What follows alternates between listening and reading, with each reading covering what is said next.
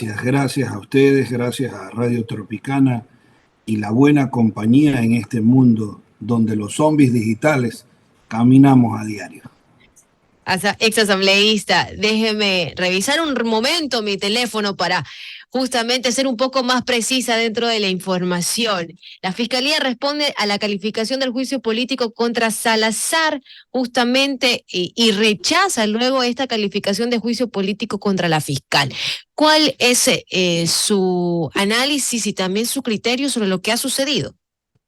Mire, aprobar este juicio político a Diana Salazar es una jugada para contentar al correísmo, una jugada de agrupaciones políticas que están de acuerdo con la agenda de impunidad, de venganza del correísmo. Ha iniciado esta agenda de venganza con Diana Salazar, la primera en la lista. El propio CAL emite un informe técnico jurídico en donde dice textualmente que se ha cumplido parcialmente estas pruebas que han presentado.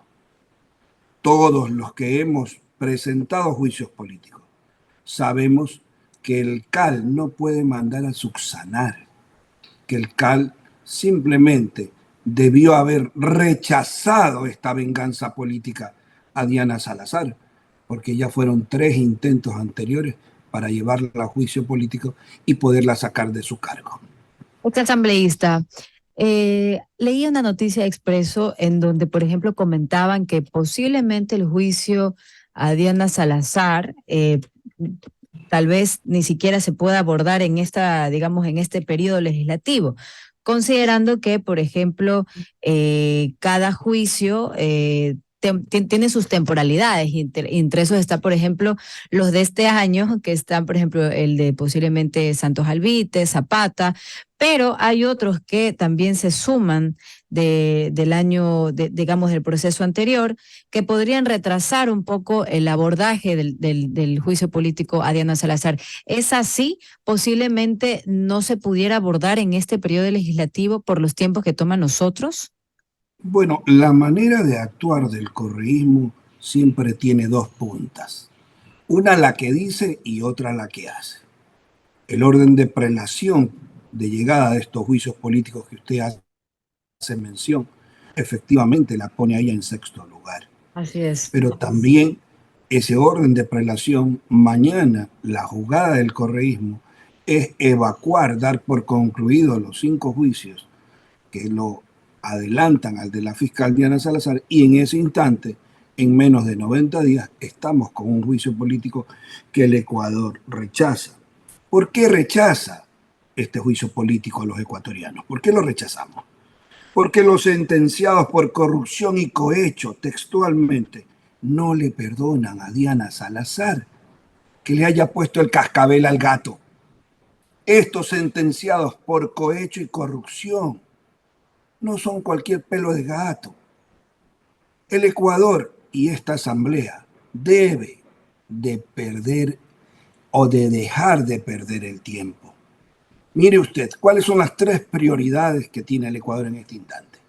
La primera es la inseguridad, resolver la inseguridad. Ahí tienen proyectos de leyes represados desde el gobierno anterior que hasta hoy los toman en cuenta.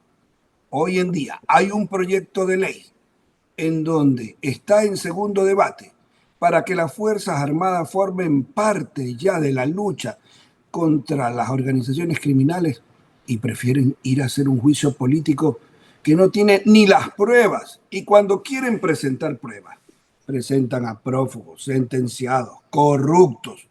¿Qué ejemplo podemos darle a la juventud del Ecuador? Esa juventud que votó en esta última elección, el 50%, más del 50%, votamos rechazando esta manera de hacer política. Pero, abogado Lara, votó ese grupo importante de personas, eligió a Noboa, realmente el outsider, pero Noboa justamente hizo lo contrario de sus votantes, porque logró, a pesar de que él diga no soy anti, soy pro, bueno, recibió un importante grupo del anticorreísmo, diga lo que diga ahora, y justamente con ellos pactó.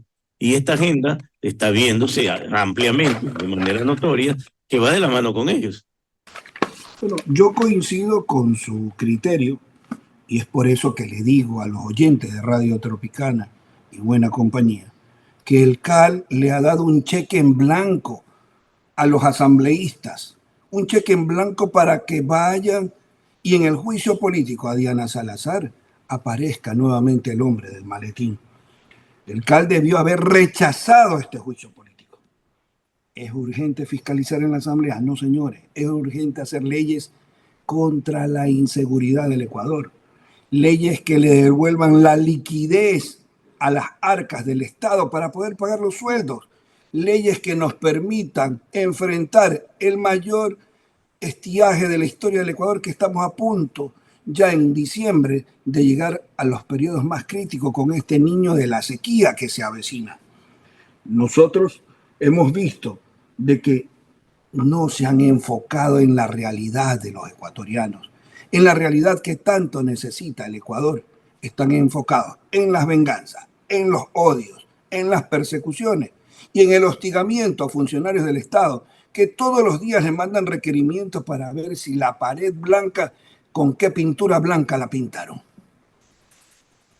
Pero usted, asambleísta Lara, también cuando estuvo en la asamblea se dedicó más que nada a la fiscalización, lo cual me parece muy bien. ¿Y por qué podemos dudar de las intenciones de esta mayoría que está haciendo lo mismo que hacía usted en su momento? Fiscalizar, investigar, analizar, llamar a las autoridades. Quien nada debe, nada teme. La diferencia que marca la diferencia es que cada vez que presentábamos un juicio político, quien le habla presentó 5 juicios políticos.